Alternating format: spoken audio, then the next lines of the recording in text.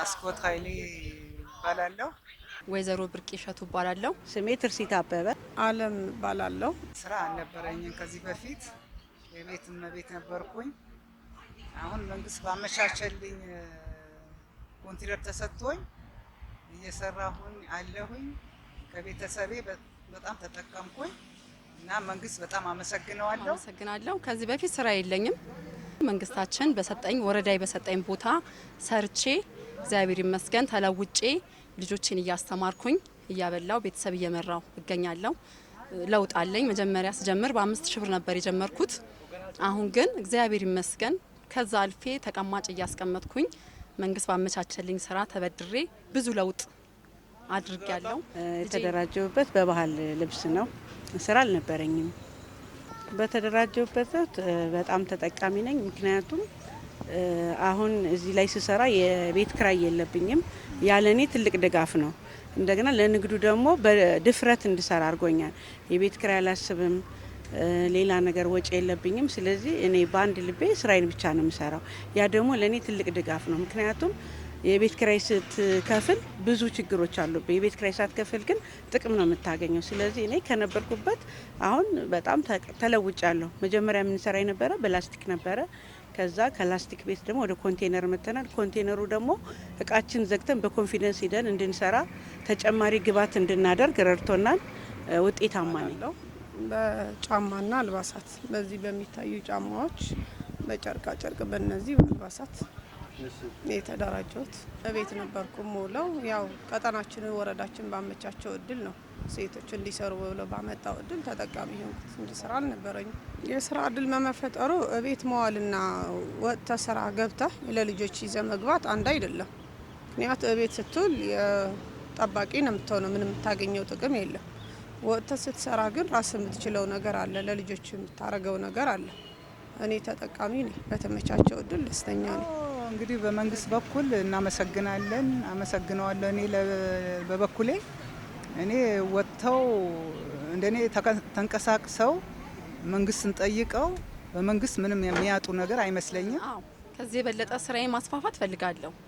ራሴ ባስቀመጥኩ ተቀማጭና ድጋሚ ብድርን ጠይቄ ካለው ተቋም ወስጄ ትልቅ ስራ ትልቅ ድርጅት አድርጌ መክፈት ፈልጋለሁ። ለምን ያለውበት ቦታ የተሰጠኝ ቦታ ግንባር ስለሆነ ያንን እያስፋፋውኝ ልጆቼን ማስተዳደር ፈልጋለሁ። ስለዚህ አሁን ደግሞ ያለውበት ደረጃ እግዚአብሔር ይመስገን ጾሜን አላድርም፣ እየሰራው ቤተሰቤን እያስተዳደርኩ ነው። ቤቴም ሰራተኛ ቀጥሬ እየኖርኩ ነው። እግዚአብሔር ይመስገን ትልቅ ለውጥ አለኝ። ትልቅ ለውጥ ባይዘወይ ለመድረሻ መነሻ ያስፈልጋል። ስትነሳ ደግሞ ስራ መናቅ የለብህም።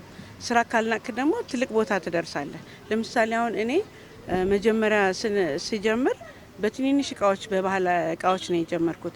እሱን አሻሽዬ ደግሞ አሁን ወደ ባህል ልብስ ወደ ኢንዱስትሪው ገብቻለሁ። ቀጣይ ምን ይሁን በዚህ ማቆም አልፈልግም። ወደ ጋርመንት ነው መሄድ የምፈልገው።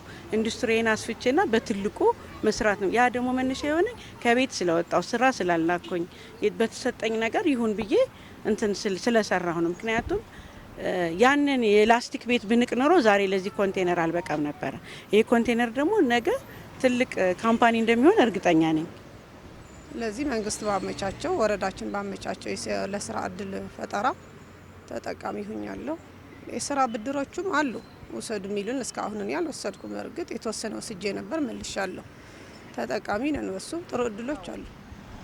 ከተንቀሳቀሰው የስራ ፍላጎት ካለው ሰው የሚያጣ ነገር አይመስለኝም። መጥቶ ብዙ የስራ እድል ይፈጠራል። በወረዳዬ ብዙ የስራ እድል ዲግሪ ይዘው ማስተርስ ይዘው ብዙ ግቢ ውስጥ ሱሰኛውን ልጆች ወጣቶች አሉ። እነሱን ግን በመሰብሰብ ግን ኦሪየንቴሽን እየሰጠው ከወረዳ አመራር ጋራ ብዙ ለፍተናል። ግን በጣም የሚያሳዝን የአዲስ አበባ ወጣቶች ስራ ያማርጣሉ። በጣም አዝናለሁ። ከኋላቸው መጥተው ግን ከክፍለ ሀገር ፓርኪንግ እየሰሩ መንጃ ፍቃድ እያወጡ ብዙ ለውጥ እያሳዩ ነው። ያንን ግን ታግለን ደግሞ አሁን ብዙ ወጣቶችን 5 ወጣቶችን በጣም ምክር በመስጠት ወረዳው ወርደን ኦሪየንቴሽን በመስጠት ምክር በመስጠት 5 ወጣት ፓርኪንግ ላይ አደራጅተን ዛሬ እኛን እያመሰገኑ ነው። መንግስት ለኔ ብዙ ድጋፍ አድርጎልኛል። ምክንያቱም ለሴቶች የሚመጣ ብድር አለ እሱ ለኛ ምክንያቱም 30 ሺህ ብትበደር 1 ሺህ ምናምን ብር ነው የምትከፍለው። ያለኛ ትልቅ ግባት ነው። ምክንያቱም ያ 30 ሺህ ብር መጥቶ ፕሮፐርሊ ስራ ካደረክበት ትልቅ ነገር ነው። ስለዚህ እሱን እያመጣው እየከፈልኩ እየተጠቀምኩበት ነው ያለሁት። ለምሳሌ ኮኦፐሬቲቭ ሰጥቶኛል። ወጋገን ባንክ ለሴቶች ባመቻቸው እድል ተጠቅሜያለሁ። እሱንም እየመለስኩኝ ስቲል አሁንም እሰራበታለሁ። ስራ መምረጥም አለ። አንዳንዴ የሚሰጣ ይሄ ነው ያለ ሲባል ይሄማ አልፈልግም ይሄ ነው የምፈልገው ማለት አለ። የተሻለ የሚፈልጉበት ነገር አለ። ግን ያገኙትን የተሰጣቸው እድል ቢጠቀሙና የተሻለ ከሆነ ሰየው፣ ካልሆነ ደግሞ ወደ ሌላ ስቴፕ ቢያገኙ። ቀጠና ላይ ኮንዶሚኒየም ነዋሪዎች ላይ ሴቶች ነበሩ ከ10 በላይ። እነሱም ደግሞ መንግስት የስራ እድል ፈጥሮላቸው እንደኔ ይሄ የሚያክል ሱቅ ተሰጥቷቸው ስራ እየሰሩ ነው። ስለዚህ እኛ ጋር ብዙ ለውጥ አለ። ስራ ባያማርጡ ኖሮ ወረዳችን መንግስታችን ብዙ ስራ እያቀረበ ነው። ግን ችግሩ የስራ ምርጫ ነው። ስራ ይንቃሉ ወጣቶች እንጂ መንግስታችን ብዙ ነገር ያመቻቸልን ነው። በወረዳም ብዙ ስራ እየመጣ ነው። ስለዚህ ያንን እንግዲህ ምክር እየሰጠን ወደ ስራ ተግባር እንዲገቡ የተቻለን ነገር እንሞክራለን። በቃ ስራ ሳይንቁ መውጣት አለባቸው፣ መስራት አለባቸው። ምክንያቱም ብዙ ልጆች ተመርቀውን ከኔ ጋር ስራ ፈልጊልኝ እያሉ ብዙ ይመጡ አሉ። ግን ስራ ስሰጣቸው ስራ ይመርጣሉ። እኔ በዚህ ስራ አልሰራም፣ እኔ በዚህ ስራ አልሰራም። መጀመሪያ እኮ እነዛ ልጆች ያንን ስራ ሰርተው ነው እድገት የሚያገኙት። ግን ለዛ ኮሚትሜንት አይደሉም። እኔ የምላቸው አሁንም ቢሆን የመጣላቸውን እድል ተጠቅመው በቢሮም ሰራተኛ ሆነ በቦታም ተደራጅተው ሆነ መንግስት በሚሰጣቸው አቅጣጫ እሺ ብለው ገብተው ቢሰሩ ለኔ እንደኔ ነገ ለትልቅ ደረጃ ይደርሳሉ ብዬ ነው። ግን ከዘጋኸው በሩን መከፈት የለም። እኔ እንደዛ ነው የምላቸው። ይውጡ፣ ይስሩ፣ ይጠቀሙ። መንግስት በሰጣቸው እድል መጠቀም አለባቸው። ካልተጠቀሙ ከቤታቸው ጎትተን ልናመጣቸው አንችልም። ስራ መምረጥ ደግሞ የለብንም። መስራት፣ ልምድ ማካበት አለብን። ስለዚህ ለልምድ ደግሞ መነሻ ያስፈልጋል። የተሰጣቸውን እድል ተጠቅመው መስራት አለባቸው። አሁን ብዙ የተመረቁ ልጆች አሉ፣ ሲመጣ ፍቃደኛም አይደሉም። ሲጀመር ኑ የዚህ አይነት እድል መጥቷን ተመዝገቡ ስትላቸው እሺ አይሉ። ያ ደግሞ ለነሱ ይጎዳቸዋል እንጂ አይጠቅማቸውም። ማየት አይተህ መቶም ትችላለህ እኮ ስታይ ነው ሁሉን ነገር እውነትና ውሸት መሆኑን የምታውቀው። ግን ለዛ ደግሞ ፍቃደኛ አይደሉም ማጆሪቲው። አሁን እኔ በእኔም አካባቢም ቢሆን ኑ ስትላቸው አይመጡም። ስለዚህ ችግሩ እዚህ ጋር ነው። እኔ የምላቸው ኑ ስሩ፣ እንጠቀም፣ እንደግ ነው። ውጡና ስሩ ነው። በተመቻቸ እድል ተጠቃሚ ሆኑ ነው ማለት። እቤት ቁጭ ብለህ ምንም የምታገኘው ነገር የለም። ስትወጣ ነው ትንሽም ትልቁም ይዘህ የምትገባ። እቤት አትቀመጡ፣ ውጡና ስሩ ነው። እኔ የምለው መንግስት ጋር ምንም ችግር የለም። እኛ ቀርበን ያለ መጠየቅ ነው። ገብቶ ወረዳ ጋር አሁን ምን አለ መሰለህ መጥፎ አስተሳሰብ አለ። ወረዳ ያለመጠጋት አመራሩ ጋር ያለመጠጋት እንጂ ወረዳው ባመቻቸልን አመራሩ ዛሬ እርግጠኛ ነኝ ዝቅ ብሎ ነው የሚያዳምጠን ያለው። ስመ ቀበሌ የተባለ አመራርን የመናቅ ነገር እንጂ ወርደው ወይ ሂደው ታግለው ይሄ ሰጠን ቢሉ እርግጠኛ ነኝ ማንም ወጣት ተቸግሮ ችግር ላይ አይወድቅም። ስለዚህ መንግስታችን በጣም ነው የምናመሰግነን። አመሰግነዋለሁ እኔ እንደራሴ እና ከተማዊቱ ሆናለች። ያላየነው አይተናል። እናመሰግነዋለን። የምፈልገው በቅድሚያ ወረዳ 7 ይህን እድል ቤት ያውጥቶ ስለሰጠኝ አመሰግነዋለሁ። ምክንያቱም ከብየቤታችን ጠርቶ ነው ለዚህ ያበቃን። ስለዚህ ይህን እድል ሌሎችም እንደኛ እንዲጠቀሙ ጥሪም አደርጋለሁ። መንግስትንም ደግሞ አመሰግናለሁ ይህን እድል ስለሰጠን። ዛሬ ይሄ ኮንቴነር ይከራይ ቢባል ብዙ ደሞዝም እየከፈለን ነው። ምክንያቱም ይሄ ስለተሰጠን ነው እኛ ወተን የምንገባው። ካልተሰጠን ግን ቤታችን ብንቀመጥ እድሉን ባንጠቀም ኑሮ ይሄ እድል አናገኘውም። በጣም ነው እኔ በጣም አመሰግናለሁ ስለተሰጠኝ እድል። ወረዳችን ባመቻቸው እድል ተጠቃሚ ነኝ። ምክንያቱም ስትጠቀም ነው የምታመሰግነው። ባገኘናቸው ቁጥር ነው የምናመሰግናቸው። ስለዚህ ተጠቃሚ ነኝ፣ አመሰግናለሁ። መንግስት ባመቻቸው እድል ከመንግስት ተቀብሎ ደግሞ ወረዳው ተቀብሎ የሚያስተዳድረው ተጠቃሚ መጠቀም አለባቸው ብሎ ለሰጠን እድል ተጠቃሚ ነን። እናመሰግናለን። የበለጠ እግዚአብሔር ይስጥልን። አመሰግናለሁ። ከመንግስቴ ጎን ነኝ። ብዙ ለውጥ አይቻለሁ፣ ብዙ ለውጥ። ስለዚህ ነገም ዛሬም ወደፊት ነው፣ ወደ ኋላ የለም። አመሰግናለሁ። ከተማችን አዲስ አበባ እንደ ስሟ አዲስ ከተማ ሆናለች።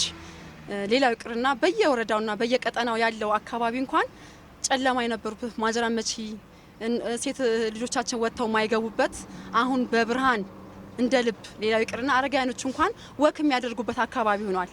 ትልቅ በከተማችን ትልቅ ለውጥ አለ፣ ትልቅ። ስለዚህ ይሄን ለውጥ አብረን ከመንግስታችን ጋር ቆመን ለውጡን የበለጠ ትልቅ ከተማ ዓለምን የሚያስደምም ከተማ ማድረግ ነው ያለብን። ስለዚህ ክብርት ከንቲባችን እንደ ሴት ሌሊት ቀን ሳትል እንቅልፍ ነስቷት ከተማችንን ውብ እንዳደረገችው እኛም ደግሞ እንደ ሴት ከጎኗ ቆመን ከተማውን ውብ ነው ማድረግ ያለብን። ስለዚህ መንግስታችን ክብር ጠቅላይ ሚኒስትር ዶክተር አብይ አህመድና ክብርት ከንቲባችን አዳነች አቤቤ እድሜና ጤና ይስጣቸው ከተማን ቀይረውታል። ለምሳሌ ፒያሳ ላይ ስንት ጉድ ነው ያየ ነው። በየስርቻ ያለውን ቤት እንደው ዓለም ቢያየው ጉድ ነው የሚለው። ስለዚህ አሁንም ይሄንን ለውጥ እንዳሳዩን ጠቅላላ አዲስ አበባ ላይ ጠቅላላ ወጣቱም ሆነ ትልቅ ሰዎች ቤት አጥ ሊኖር አይችልም። ለወደፊቱ እድሜና ጤና ይስጣቸው፣ ገና ከተማን ውብ ያደርጓታል። ስለዚህ ይሄ ስራቸው በዓለም በደንብ መደነቅ አለበት። ባልደራስ ኮንዶሚኒየም ላይ አሁን የመጣው መሪ ጥሩ ዓለም እግዚአብሔር ይስጠው የማይደፈር ከብሎክ ማዘመን ጋር አንስቶ ትልቅ ታሪክ የቀየረው የማይደፈረውን የደፈረው ኪራይ ሰብሳቢነት፣ መልካም አስተዳደር ችግር ነበረ። አሁን አይተሃል። እግረኛ መንገድ ነዋሪው እዚህ በኤካ 2 ባልደራስ ላይ 1050 አባወራ ነው የሚኖረው። ሴት ልጆቻችን ወጥተው በሰላም አይገቡም ነበር። በረንዳው ላይ የሚጠጣ ሺሻ የሚጨስበት ነበር። አሁን ግን እንግዲህ አይን አይቱ ልብ ይፈርዳል። ከተማችን ወረዳ 7 ትልቅ ለውጥ አለው። ስለዚህ ከአመራሮቻችን ጎን ቆመን ከመንግስታችን ከክብርት ከንቲባ ጎን ቆመን ሁሉ ነገር ወደፊት ነው። አመሰግናለሁ።